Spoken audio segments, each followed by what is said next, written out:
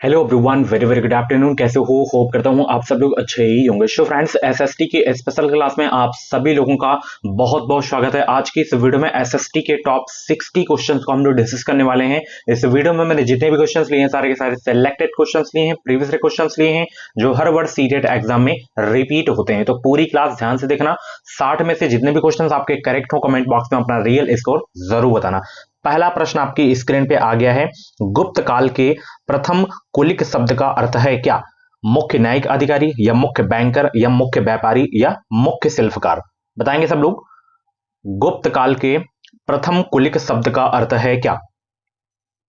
सभी को good afternoon भाई। सीटेट एग्जाम को क्वालिफाई करना है फर्स्ट अटेम्प्ट में। बार बार आप लोग दे रहे हो, क्वालिफाई नहीं कर पा रहे हो, तो आप हमारी क्लासेस डेली देखिए। बहुत ही हेल्पफुल क्लासेस होती हैं।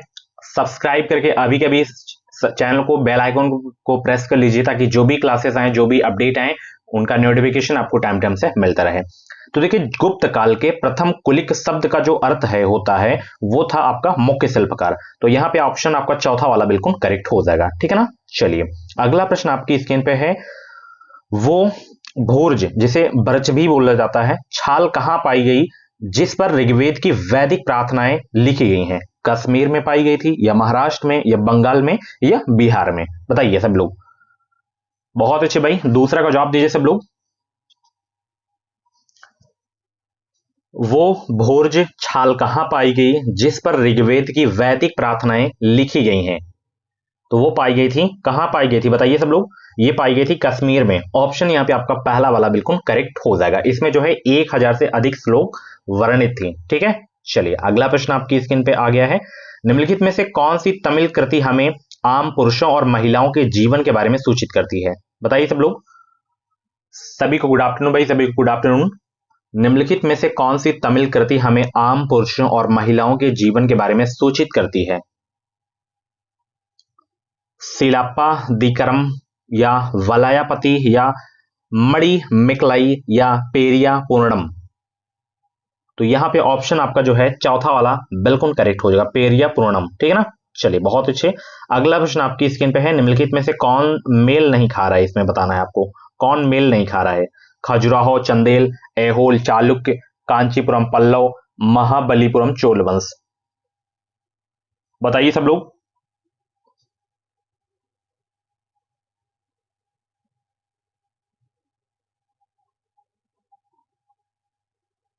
बहुत अच्छे।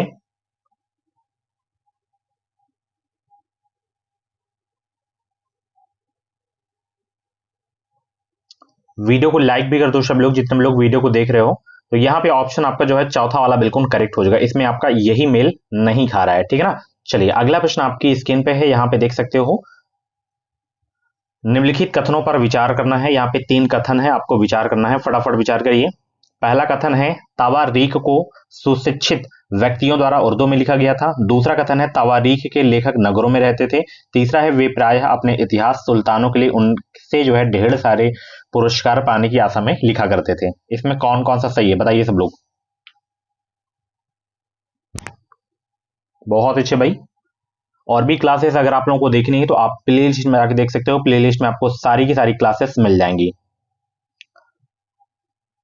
तो इसमें आपका ये वाला सही है, ये वाला सही है। ठीक है ना। तो यहाँ पे ऑप्शन आपका दूसरा वाला बिल्कुल करेक्ट हो जाएगा। ठीक है ना। चलिए, अगला प्रश्न आपकी स्क्रीन पे है। निम्नलिखित में से कौन सी रचना सूरदास द्वारा संकलित नहीं है? सूरसागर, सूरसरावली, साहित्य रत्ना या जो है साहित्य लहरी?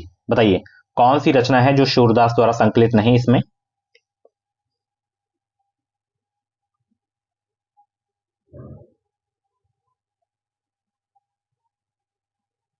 इसमें ये है सूरदास की, ये है, ये है, ये नहीं है आपकी। ठीक है ना। तो ऑप्शन तीसरा आपका बिल्कुल करेक्ट हो जाएगा।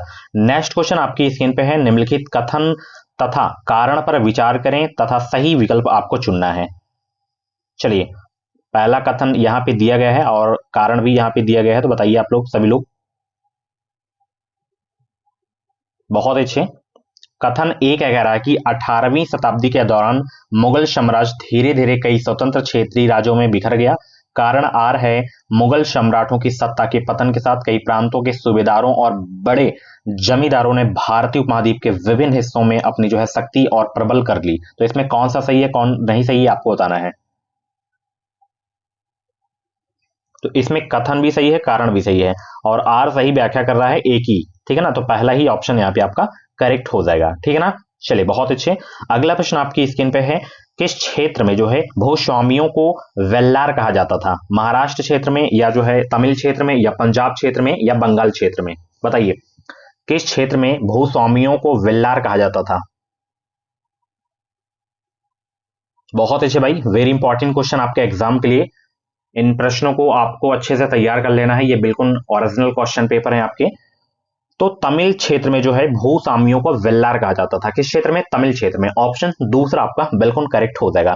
नेक्स्ट क्वेश्चन आपकी स्क्रीन पे है, सभी लोग इसका जवाब देंगे। कथन ए और बी को पढ़ें और सही उत्तर का चुनाव करना है। यहाँ पे कथन ए कह रहा है कि राजा राममोहन राय जैसे लोगों को सुधारक इसलिए कहा जाता है क्योंकि वे मानते थे कि समाज में परिवर्तन लाना है और अन्यायपूर्ण गौर तरीकों से छुटकारा पाना जरूरी है।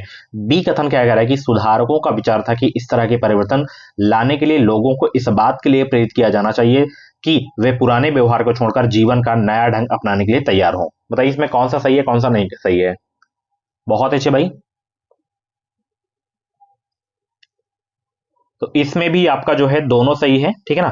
ए व बी दोनों सही है, तो ऑप्शन तीसरा आपका बिल्कुल करेक्ट हो जाएगा, ठीक है ना। चलिए अगला प्रश्न आपकी स्क्रीन पे है, पूर्व मद्रास जिसे चेन्नई के नाम से जाना जाता है में स्थापित वेद समाज प्रेरित था किसके द्वारा? प्रार्थना समाज द्वारा, आर्य समाज द्वारा, या ब्रह्मा समाज द्वारा, या युवा बंगाल आंदोलन द्वारा? बताइए पूर्व मद्रास में स्थापित वेद समाज प्रेरित था। सभी लोग 10वां क्वेश्चन का राइट आंसर बताने का प्रयास करेंगे। पूर्व मद्रास में स्थापित वेद समाज प्रेरित था, ये प्रेरित था ब्रह्म समाज द्वारा, ठीक है ना। ऑप्शन यहाँ पे आपका तीसरा वाला बिल्कुल करेक्ट हो जाएगा। नेक्स्ट क्वेश्चन आपकी स्क्रीन पे है, यहाँ पे देख सकते हो आप लोग, सभी लोग इसका जवाब देंगे। निम्नलिखित कथनों ए और आर को पढ़िए और उपयुक्त विकल्प का चयन आपको करना है। चलिए पढ़िए, फटाफट जवाब दीजिए आप लोग। यहाँ पे कथन ए क्या कह रहा है कि ई वी रामास्वामी नायकर और पेरियार मनु संहिता, भगवत गीता और रामायण जैसे ग्रंथों के आलोचक थे। कारण आर क्या कह रहा है कि पेरियार ने देखा कि ये ग्रंथ निम्न जातियों के ऊपर उच्च जातियों और महिलाओं के ऊपर पुरुषों का वर्चस्व स्थापित करने के लिए उपयोग में लाए जाते थे। इसमें कौन कौन सा सही है, कौन सा गलत है, आपको बताना है। बहुत अच्छे। देखिए जो कथन और आर वाले जो प्रश्न होते हैं इसमें ज्यादातर आपके सही ही होते हैं, ठीक है ना, और गलत होंगे तो आप गलत तुरंत बता देंगे, ठीक है ना। तो यहाँ पे ऑप्शन पहला ही आपका बिल्कुल करेक्ट हो जाएगा। ए और दोनों सही हैं और ए आर की सही व्याख्या भी कर रहा है यहाँ पे, ठीक है। या तो दोनों वाले होते हैं गलत, ठीक है ना, ये बीच वाला आपको नहीं देखने को मिलेगा कि ए सही है बी गलत है, ए सही है आर गलत है, आर सही है ए गलत है। इस तरीके के ऑप्शन आपको नहीं देखने मिलेंगे, या तो दोनों सही होगा या तो दोनों गलत होगा आपका, ठीक है। चलिए अगला प्रश्न यहाँ पे देखिए, किस गवर्नर जनरल ने घोषणा की थी कि बहादुर शाह जफर अंतिम मुगल राजा होंगे? बताइए कैनिंग ने, डलहौजी, या हॉर्डिंग, या एल्जिन ने? सभी लोग जवाब देंगे। किस गवर्नर जनरल ने घोषणा की थी कि बहादुर शाह जफर अंतिम मुगल राजा होंगे? तो कैनिंग ने की थी घोषणा, ठीक है ना। ऑप्शन यहाँ पे आपका जो है पहला वाला बिल्कुल करेक्ट हो जाएगा। बहुत इंपॉर्टेंट क्वेश्चन था आपके एग्जाम के लिए। अगला प्रश्न आपकी स्क्रीन पे है, यहाँ पे देख सकते हो आप लोग। चलिए इसका जवाब देंगे। निम्नलिखित में से किस भाषा में केसरी अखबार छपता है? किस भाषा में केसरी अखबार छपता है? अंग्रेजी भाषा में, बांग्ला भाषा में, या मराठी भाषा में, या उर्दू भाषा में? बताइए केसरी किनका है? बाल गंगाधर तिलक जी का है, ठीक है ना। ये समाचार पत्र जो है बाल गंगाधर तिलक जी का है। बताइए सब लोग किस भाषा में ये छपता है? केसरी समाचार पत्र ये छपता है मराठी में, ठीक है ना। ऑप्शन यहाँ पे तीसरा आपका बिल्कुल करेक्ट हो जाएगा। नेक्स्ट क्वेश्चन यहाँ पे देख सकते हो, निम्नलिखित में से किस एक्ट से भारतीय संविधान द्वारा काफी संख्या में प्रावधान लिए गए हैं? 1909 एक्ट, 1919 एक्ट, 1935 एक्ट, भारतीय स्वाधीनता अधिनियम 1947? बताइए सब लोग निम्नलिखित में से किस एक्ट से भारतीय संविधान द्वारा काफी संख्या में प्रावधान लिए गए हैं? बहुत अच्छे भाई, तो वो एक्ट है 1935 एक्ट, ठीक है ना। इस एक्ट से भारतीय संविधान द्वारा काफी संख्या में प्रावधान लिए गए हैं। ऑप्शन तीसरा आपका बिल्कुल करेक्ट हो जाएगा। नेक्स्ट क्वेश्चन आपकी स्क्रीन पे है, यहाँ पे आपको जो है सम्मिलित कौन सा नहीं है ये आपको बताना है। यहाँ पे ग्रह है और यहाँ पे चंद्रमा की संख्या, तो किस ग्रह के कितने चंद्रमा है ये आपको बताना है। बताएंगे सब लोग?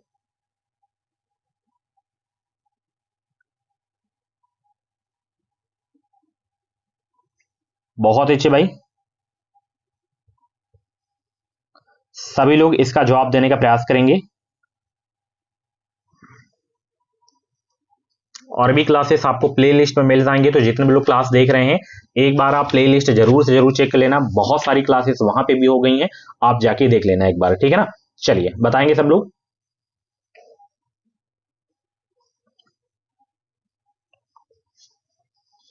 बहुत अच्छे भाई, तो यहां पे जितने भी लोग आंसर दे रहे हैं, तो देखिए ये बहुत कंफ्यूजन वाला है। जैसे मंगल के दो हैं उपग्रह, एक आपका फीबोस हो गया, एक डीमोस हो गया, ये तो आपका सही है, बट यहाँ पे आपका ये गलत है। जैसे बृहस्पति का यहाँ पे 53 दिया गया है, तो इसके टोटल 79 चंद्रमा है, ठीक है ना। और यहाँ पे जैसे यूरेनस की बात करें तो यूरेनस के टोटल 21 हैं, ठीक है ना, तो ये भी आपका गलत हो जाएगा। एंड नेपच्यून की बात करें तो नेपच्यून के टोटल आपके 14 हैं चंद्रमा, ठीक है ना। तो केवल इसमें यही सही था, ये तीनों आपके नहीं थे, बट ऑप्शन इसमें इस तरीके का नहीं था, तो 2 3 4 आपके जो है सोमेलिफ नहीं थे, ठीक है ना। चलिए होप करता हूँ समझ में गए होंगे आप लोग। चलिए अगला प्रश्न आपकी स्क्रीन पे है, यहाँ पे कथन और कारण वाले प्रश्न हैं, और पढ़िए इसका जवाब दीजिए, सही उत्तर क्या हो जाएगा। बहुत अच्छे भाई, कथन ए है, उत्तर ध्रुव व्रत और उत्तरी ध्रुव के बीच के क्षेत्र में बहुत ठंड होती है, कारण आर क्या कह रहा है कि सूर्य की किरणें हमेशा तिरछी होती हैं और कम उष्मा देती हैं। तो इसमें आपका ए और आर दोनों सही है, और आर ए की सही व्याख्या करता है, ठीक है ना। जितने भी क्वेश्चंस आप ये वाले देख रहे होंगे अजम्पशन वाले, इसमें यही वाला ऑप्शन ज्यादा सही होता है, ठीक है ना। तो एग्जाम हॉल में भी आप यही ट्राई करना, और यही होता है प्रैक्टिस करने का फायदा, आपको पता चल जाता है कि किस तरीके से क्वेश्चन पूछे जाते हैं और कौन किसका सही आंसर होता है। ये होता है सूर्य पूर्व में उदय होता है, क्योंकि सूर्य पृथ्वी जो है पूर्व से पश्चिम की ओर चक्कर लगाती है, या पृथ्वी पश्चिम से पूर्व की ओर चक्कर लगाती है, या पृथ्वी अपने अक्ष पर झुकी हुई है, या पृथ्वी का चक्कर 24 घंटे लेता है। बताइए सूर्य जो है पूर्व में उदय होता है, क्योंकि कारण क्या है, बताइए सब लोग।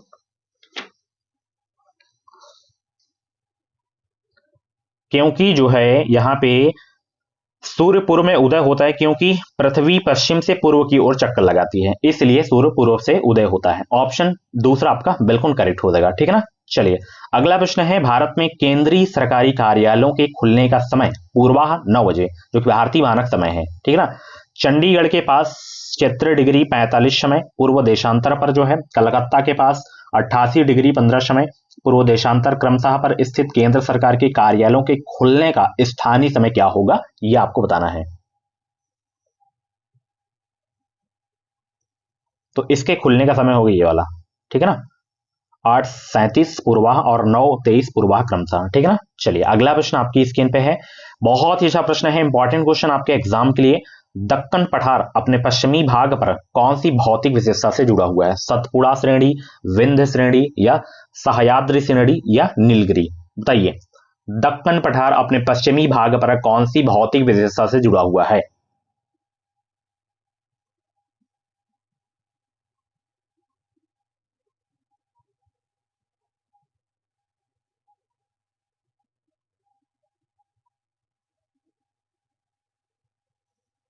तो यहां पे ऑप्शन आपका जो सही हो जाएगा तीसरा वाला सह्याद्री, ठीक है ना। ऑप्शन तीसरा आपका बिल्कुल करेक्ट हो जाएगा।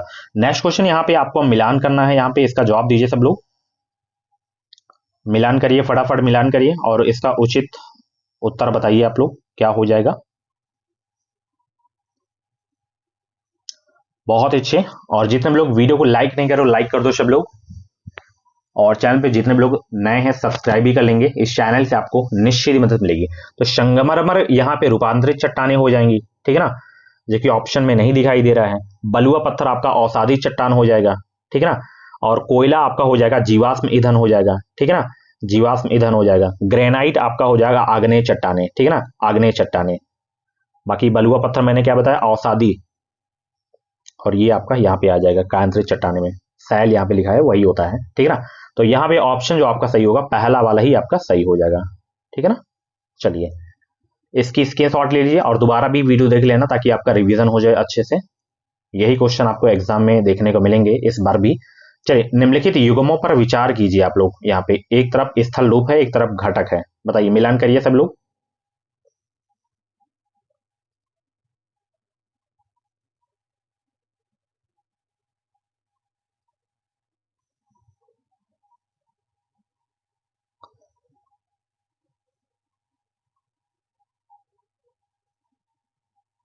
तो इसमें केवल ये वाला सही है और यहाँ पे आपका जो है ये वाला सही है, तो बी डी आपका केवल सही है, तो तीसरा ऑप्शन आपका सही हो जाएगा। ठीक है ना। नदी के उठे हुए किनारे अतिप्रवाह के कारण तटबंध कहलाते हैं। ये होता है तटबंध। ठीक है ना। तो यहाँ पे गलत लिखा था। अगला प्रश्न यहाँ पे देखिए आप लोग। लद्दाख की जलवायु अत्यधिक शीतल और शुष्क है, निम्न में से कौन सा कारक इसके लिए उत्तरदायी है? अक्षांश, ऊंचाई, वायुदाब एवं पवने, समुद्र से दूरी। बताइए, लद्दाख की जलवायु अत्यधिक शीतल और शुष्क है, निम्न में से कौन सा कारक इसके लिए उत्तरदायी है? ऊंचाई के लिए। ठीक है ना। किसके लिए है? ऊंचाई के लिए। ऑप्शन दूसरा आपका बिल्कुल करेक्ट हो जाएगा। नेक्स्ट क्वेश्चन आपकी स्क्रीन पे है। निम्नलिखित कथनों ए और आर को पढ़ें तथा सही विकल्प का चयन करें आप लोग।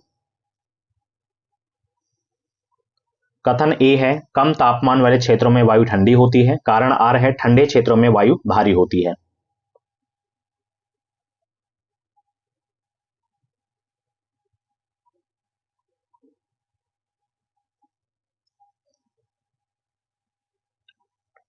कम तापमान वाले क्षेत्रों में वायु ठंडी होती है, बिल्कुल सही बात है। ठंडे क्षेत्रों में वायु भारी होती है, ये भी सही है। तो यहाँ पे ए और आर दोनों सही हैं। आर ए की सही व्याख्या है यहाँ पे। ठीक है ना। तो पहला ही ऑप्शन यहाँ पे करेक्ट हो जाएगा। नेक्स्ट क्वेश्चन आपकी स्क्रीन पे है। निम्नलिखित में से कौन सा जनसंपर्क माध्यम का उदाहरण नहीं है? बताइए, निम्नलिखित में से कौन सा जनसंपर्क माध्यम का उदाहरण नहीं है? समाचार पत्र, रेडियो, सेल्युलर फोन या टेलीविजन।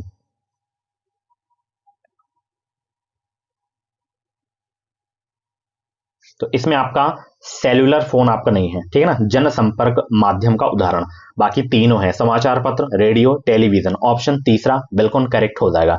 नेक्स्ट क्वेश्चन आपकी स्क्रीन पे है। यहाँ पे देख सकते हो, भूमध्यसागरीय प्रकार की वनस्पति कहाँ नहीं पाई जाती हैं?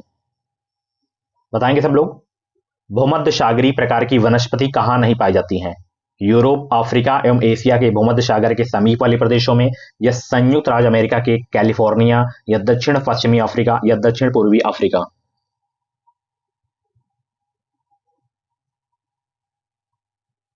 बहुत अच्छे भाई।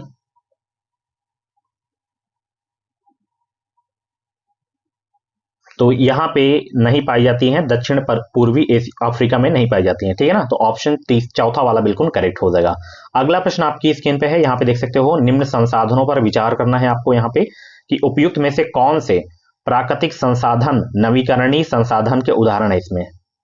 बताइए सब लोग। कौन सा या से प्राकृतिक संसाधन नवीकरणीय संसाधन के उदाहरण है इसमें?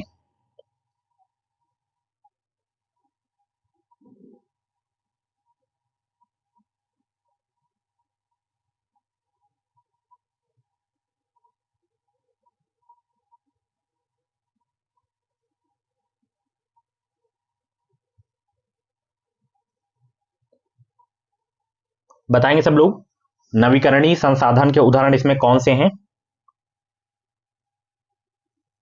तो ऐसे संसाधन जो उपयोग के बाद समाप्त हो जाएंगे या जिनका पुनर्चक्रण नहीं किया जा सकता, वो गैर नवीकरणीय संसाधन कहलाते हैं। जैसे आपका कोयला हो गया, पेट्रोलियम हो गया।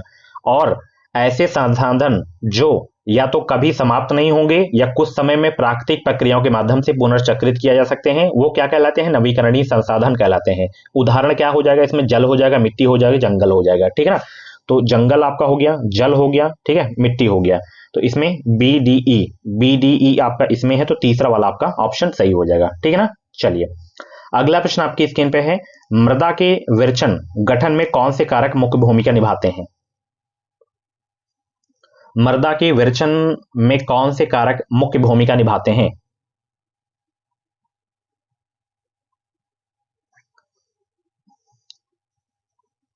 तो मूल चट्टान हो जाएगा इसमें, और आपका हो जाएगा जलवायु संबंधी कारक। ठीक है ना। तो यहां पे ऑप्शन आपका जो है सही हो जाएगा, चौथा वाला बिल्कुल सही हो जाएगा। ठीक है ना। चलिए, कर्ज का जाल ग्रामीण इलाकों में मुख्यतः किसके बीच एक जो है शोषणकारी संबंध को दर्शाता है? साहूकार और छोटे किसान के बीच, या छोटे किसान और खेतीहर मजदूर, या भूमिहीन खेतीहर संबंधी मजदूर और ग्रामीण सहकारिता, या ग्रामीण सहकारिता और साहूकार? बताएंगे सब लोग? तो यहां पे पहला ही ऑप्शन बिल्कुल करेक्ट हो जाएगा। कर्ज का जाल ग्रामीण इलाकों में मुख्यतः साहूकार और छोटे किसान के बीच एक जो है शोषणकारी संबंध को दर्शाता है। पहला ऑप्शन बिल्कुल करेक्ट हो जाएगा। अगला प्रश्न आपकी स्क्रीन पे है, यहां पे देख सकते हो। निम्नलिखित कथनों ए और आर को पढ़िए, उपयुक्त विकल्प का चयन करिए आप लोग।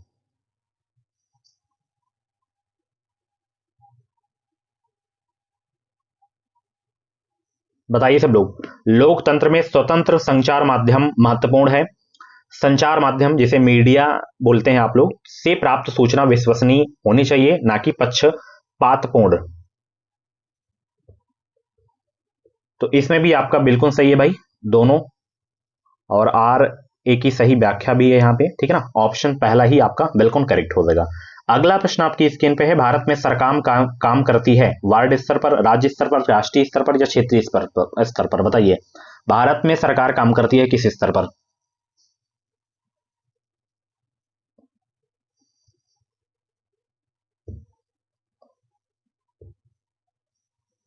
तो भारत में जो सरकार काम करती है वो राज्य स्तर पर काम करती है और जो है यहाँ पे राष्ट्रीय स्तर पर काम करती है, ठीक है। तो बी सी किसमें है? बी सी इसमें है, तो दूसरा वाला आपका बिल्कुल करेक्ट हो जाएगा। ओके, चलिए अगला प्रश्न आपकी स्क्रीन पे है, कौन सरपंच की तरह काम करता है? बताइए, कौन सरपंच की तरह काम करता है इसमें? ग्राम सभा का सचिव, खंड विकास अधिकारी, अन्य वार्ड सदस्यों द्वारा चयनित एक वार्ड सदस्य, बारी बारी से वार्ड सदस्य?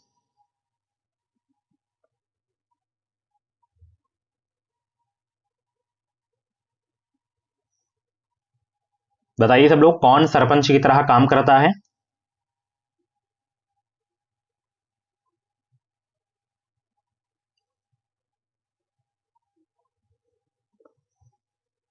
तो अन्य वार्ड सदस्यों द्वारा चयनित एक वार्ड सदस्य जो है सरपंच की तरह काम करता है। तीसरा ऑप्शन बिल्कुल करेक्ट हो जाएगा। नेक्स्ट क्वेश्चन आपकी स्क्रीन पे है, यहाँ पे जवाब देंगे। लेबर चौक किसे कहते हैं? बताइए, लेबर चौक किसे कहते हैं? ऐसी जगह जहां बेगारी की प्रथा प्रचलित हो, ऐसी जगह जहां मजदूरों की बिक्री होती हो, ऐसी जगह जहां दिहाड़ी मजदूर काम की तलाश में इकट्ठा होते हैं, ऐसी जगह जहां मजदूरों को रैन बसेरा दिया जाता है। लेबर चौक किसे कहते हैं? गुड आफ्टरनून सभी को। भाई वीडियो को लाइक कर दो, बहुत ही कम संख्या है लाइक की, फटाफट वीडियो को लाइक करो आप सभी लोग। लेबर चौक किसे कहते हैं? तो लेबर चौक कहते हैं भाई ऐसी जगह जहां दिहाड़ी मजदूर काम की तलाश में इकट्ठा होते हैं, ठीक है ना। लेबर चौराहा जिसे आप लोग बोलते हो ना। तो तीसरा ऑप्शन बिल्कुल करेक्ट हो जाएगा। अगला प्रश्न आपकी स्क्रीन पे है, जवाब देंगे। निम्नलिखित कथनों को पढ़ें और सही विकल्प आपको चुनना है।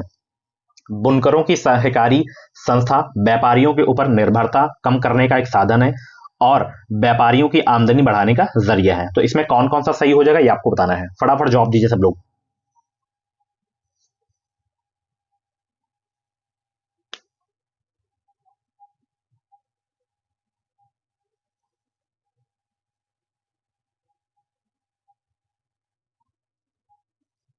तो इसमें केवल यही वाला आपका सही है, ठीक है ना, केवल ए आपका सही है।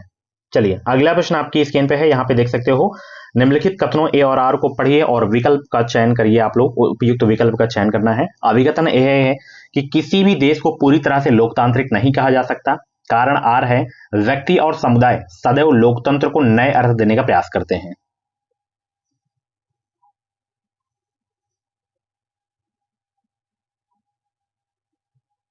तो इसमें भी आपका ए और आर दोनों सही है और आर ए की सही व्याख्या है इसमें, ठीक है ना। ऑप्शन पहला ही आपका बिल्कुल करेक्ट हो जाएगा।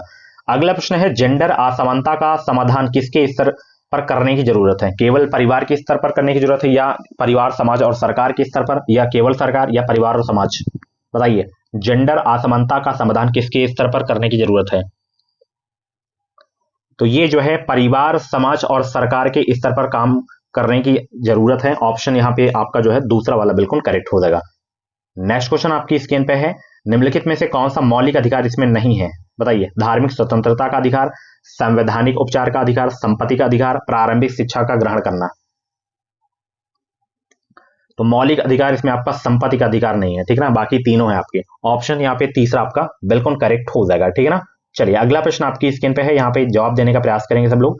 स्कूलों में मध्याह्न भोजन की योजना का प्रावधान निम्नलिखित में से भारतीय नागरिकों को प्राप्त किस मौलिक अधिकार का विस्तार है? समानता का अधिकार, जीवन का अधिकार, शोषण के विरुद्ध अधिकार या धार्मिक स्वतंत्रता का अधिकार?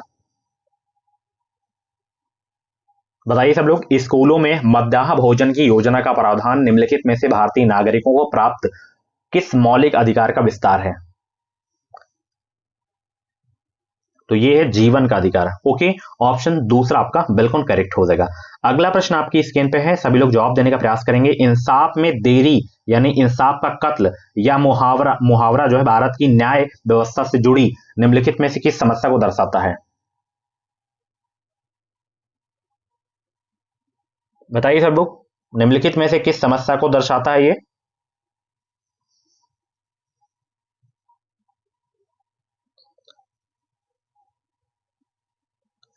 ये दर्शाता है कि न्यायालयों द्वारा सुनवाई खत्म करने में अप्रत्याशित देरी होना। ठीक है ना, ऑप्शन यहाँ पे दूसरा आपका बिल्कुल करेक्ट हो जाएगा। ओके, नेक्स्ट क्वेश्चन आपकी स्क्रीन पे है। 2006 में लागू हुआ वन अधिकार अधिनियम एक ऐसा कानून है जो किसके अधिकारों को जो है सुनिश्चित करता है? वनवासी, अनुसूचित जनजाति, पेपर मिल मालिक या जो है जानवर अधिकार कार्यकर्ता?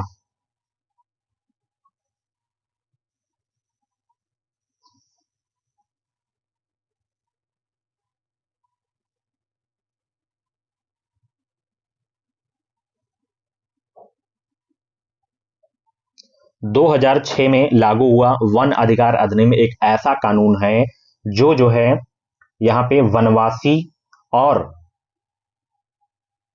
अनुसूचित जनजाति के अधिकारों को सुनिश्चित करता है यहाँ पे। ठीक है ना, तो यहाँ पे ऑप्शन आपका जो सही होगा तीसरा वाला बिल्कुल सही हो जाएगा। ओके, अगला प्रश्न देखिए यहाँ पे, निम्नलिखित में से किस स्थिति को अनुभव करने के साथ हसियाकरण प्रायः संबंधित होता है? अभाव, भेदभाव, समानता, गर्व?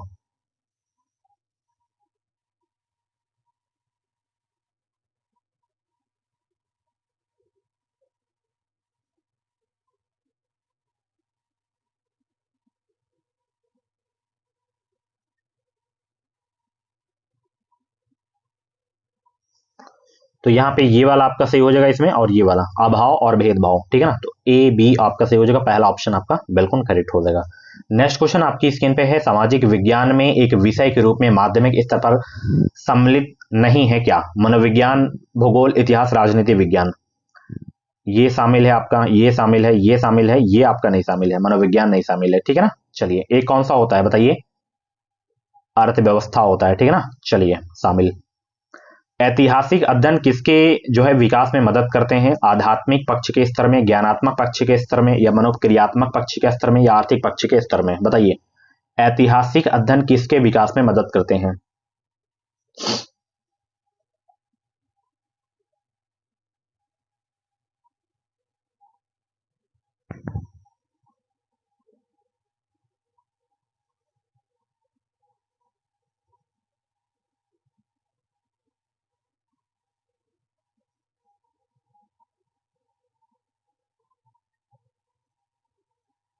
बहुत अच्छे भाई, सभी लोग जवाब देने का प्रयास करेंगे।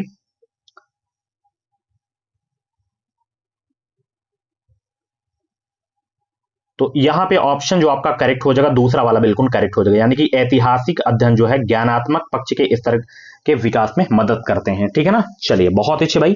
अगला प्रश्न आपकी स्क्रीन पे आ गया है, सभी लोग इसका जवाब देंगे। भूगोल की कक्षा में शिक्षक विशेषित क्षेत्रों को ढूंढने के लिए विद्यार्थियों को निम्नलिखित में जो है संलिप्त करने के द्वारा उनकी सहायता कर सकता है? किसमें? बताइए किसमें कर सकता है?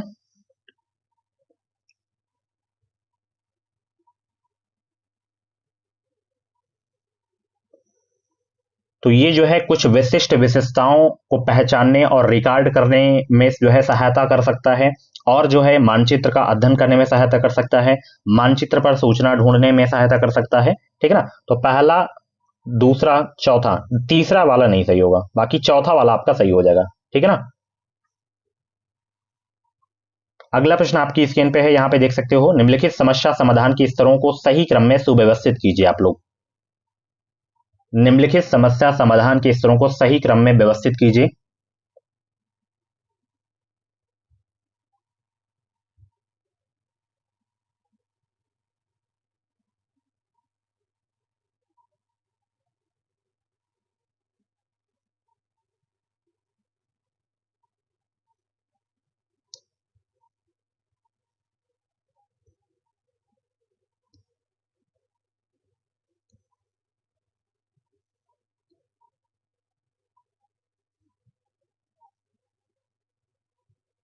सभी लोग जवाब देने का प्रयास करेंगे।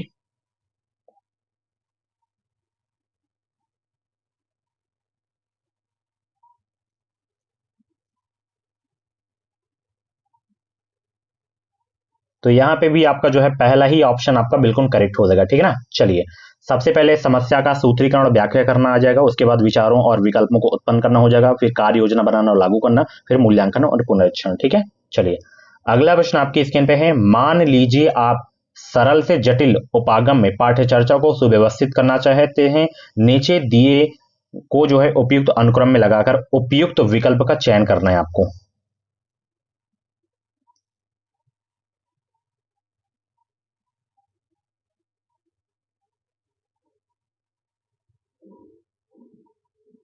तो इसमें आ जाएगा परिवार में रहना, फिर परिवार पड़ोस है, उसके बाद समुदाय बहुत पहले अस्तित्व में थे, फिर भारत के वन क्षेत्र आ जाएगा, ठीक है ना। तो यहाँ पे ऑप्शन जो आपका सही हो जाएगा चौथा वाला बिल्कुल करेक्ट हो जाएगा, ठीक है ना। चलिए, अगला प्रश्न आपकी स्क्रीन पे है। निम्नलिखित मानचित्रों में से कौन से मानचित्र का आप कक्षा में पृथ्वी की प्राकृतिक विशेषताओं को दर्शाने के लिए उपयोग करेंगे?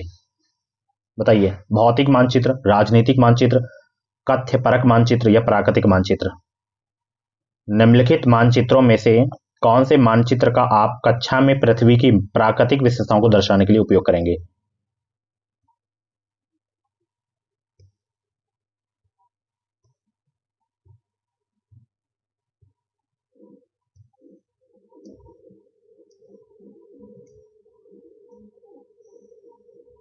बताइए सब लोग। तो इसमें कौन से मानचित्र का प्रयोग करेंगे आप? भौतिक मानचित्र का प्रयोग करेंगे, ठीक है ना। ऑप्शन यहाँ पे पहला ही आपका बिल्कुल करेक्ट हो जाएगा। अगला प्रश्न यहाँ पे पढ़ना है आपको, बताना है कौन कौन सा सही है, कौन सा गलत है। बताइए सब लोग। एक सामाजिक विज्ञान की शिक्षिका अपने विद्यार्थियों से उनके अपने क्षेत्र में स्वास्थ्य सुविधाओं की दशा पर जांच करवाना चाहती है। निम्नलिखित में से उनकी पाठ्य योजना में क्या स्थान पा सकता है? स्थानीय स्वास्थ्य केंद्र में भ्रमण का आयोजन, सरकार को गरीबों को स्वास्थ्य सेवाएं क्यों उपलब्ध करवानी चाहिए, इस पर चर्चा का आयोजन, या पूरे विश्व में बच्चों में पाए जाने वाले कुपोषण के आंकड़े दिखाना।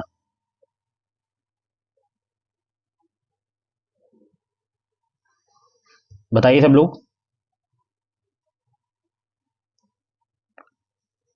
तो इसमें आपका ये सही है, ये सही है, ठीक है ना। दोनों ए व बी सही है आपके, ठीक है ना। चलिए, अगला प्रश्न आपकी स्क्रीन पे है। सामाजिक विज्ञान का एक शिक्षक सामाजिक न्याय और हसियाकरण विषय पर चर्चा करने की योजना बना रहे हैं। निम्नलिखित में से कौन से सर्वाधिक उपयुक्त अधिगम प्रतिफल हैं?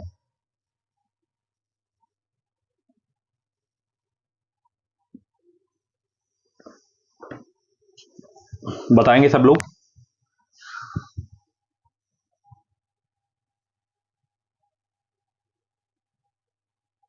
ए सही हो जाएगा, इसमें सी वाला सही हो जाएगा, डी वाला सही हो जाएगा, ठीक है ना। तो ए सी डी ऑप्शन तीसरा वाला आपका बिल्कुल करेक्ट हो जाएगा।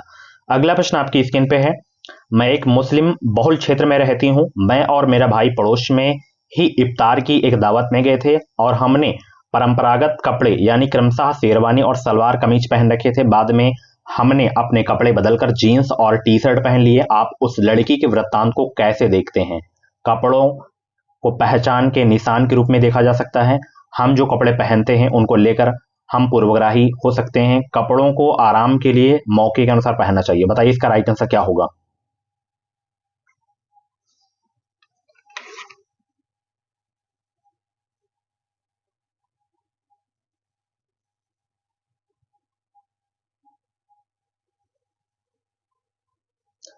तो इसमें देखिए, कपड़ों को पहचान के चिन्ह के रूप में देखा जा सकता है और कपड़े आराम के लिए और अवसर के अनुसार पहनने चाहिए यहाँ पे, ठीक है ना। तो यहाँ पे आपका जो है सही हो जाएगा ये वाला, ए और सी, ठीक है ना। चलिए, अगला प्रश्न आपकी स्क्रीन पे है। निम्नलिखित में से किन प्रश्नों से छात्रों के आलोचनात्मक विवेचन को प्रोत्साहन मिलता है?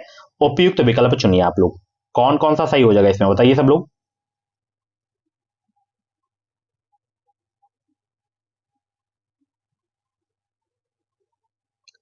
निम्नलिखित में से किन प्रश्नों से छात्रों के आलोचनात्मक विवेचन को प्रोत्साहन मिलता है? उपयुक्त विकल्प चुनिए।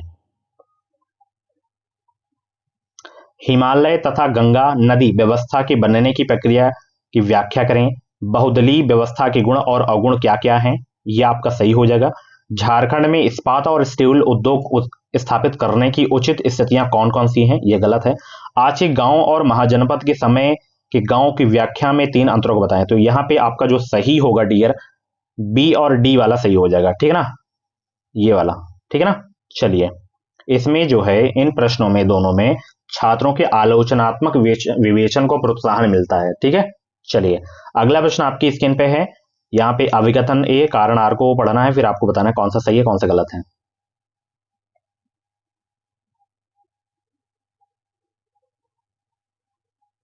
ये क्वेश्चन रिपीट हो चुका है, ठीक है ना। तो यहाँ पे ए और आर दोनों सही हैं, ए आर की सही व्याख्या भी करता है यहाँ पे, ठीक है, अच्छे से पढ़ लेना आप लोग। अगला प्रश्न आपकी स्क्रीन पे है, इसमें भी वही बताना है आपको कौन सा सही है कौन किसकी सही व्याख्या करता है।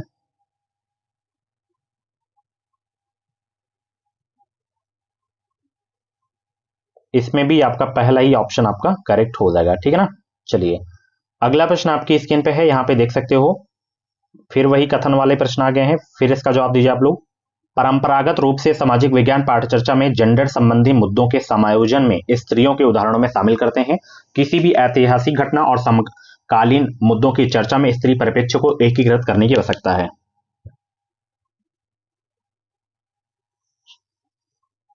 इसमें भी आपके ए व आर दोनों सही हैं, ठीक है ना।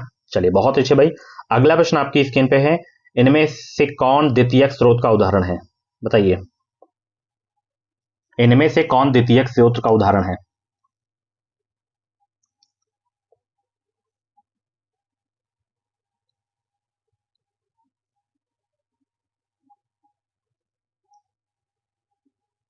बताइए, द्वितीयक स्रोत का उदाहरण कौन सा है इसमें।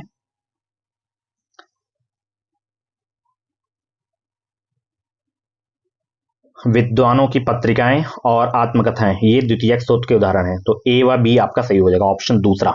ओके, नेक्स्ट क्वेश्चन आपकी स्क्रीन पे है, माध्यमिक स्तर पर स्वतंत्रता संग्राम के ऊपर एक जो है परियोजना करने के लिए निम्नलिखित में से कौन सा न्यूनतम रूप से अनिवार्य हो सकता है।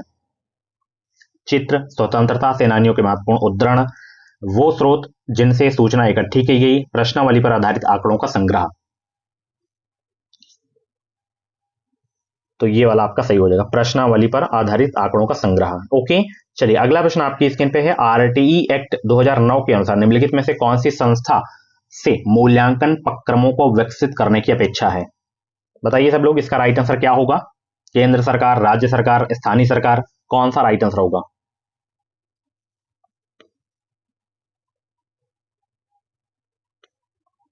तो यहाँ पे केंद्र सरकार और राज्य सरकार दोनों सही हो जाएगा, तो पहला ऑप्शन बिल्कुल करेक्ट हो जाएगा। नेक्स्ट क्वेश्चन आपकी स्क्रीन पे है, किसी कक्षा या विद्यालय का आकलन चक्र किससे आरंभ होता है और किस पर समाप्त होता है, ये आपको बताना है। बताइए सब लोग।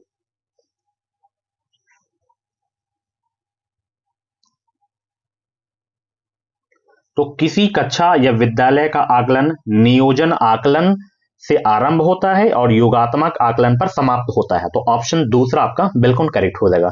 नेक्स्ट क्वेश्चन आपकी स्क्रीन पे है, विद्यालयों के कार्यों के सुदेश्य संग्रहण को रिपोर्ट कार्ड माना जा सकता है, पोर्टफोलियो माना जा सकता है, या नियत कार्य या रूब्रिक, क्या माना जा सकता है, बताइए।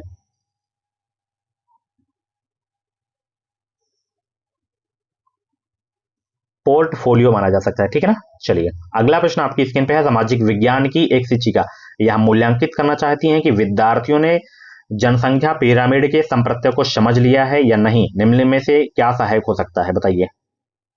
क्या सहायक हो सकता है इसमें। वे जनसंख्या पिरामिड को पढ़ सकते हैं और उसकी व्याख्या कर सकते हैं, दिए गए आंकड़ों के आधार पर जनसंख्या पिरामिड बना सकते हैं, जनसंख्या पिरामिड की सहायता से वे रोजगार में लगे लोगों के लिए बारे में अनुमान लगा सकते हैं। तो इसमें ए और बी आपके दोनों सही हैं, तो ए और बी और सही हो जाएगा, तो पहला ऑप्शन आपका बिल्कुल करेक्ट हो जाएगा, ठीक है ना। चलिए, अगला प्रश्न है, निम्नलिखित में से कौन से प्रश्न अधिगमकर्ताओं के विश्लेषण करने के कौशल को आंकते हैं इसमें।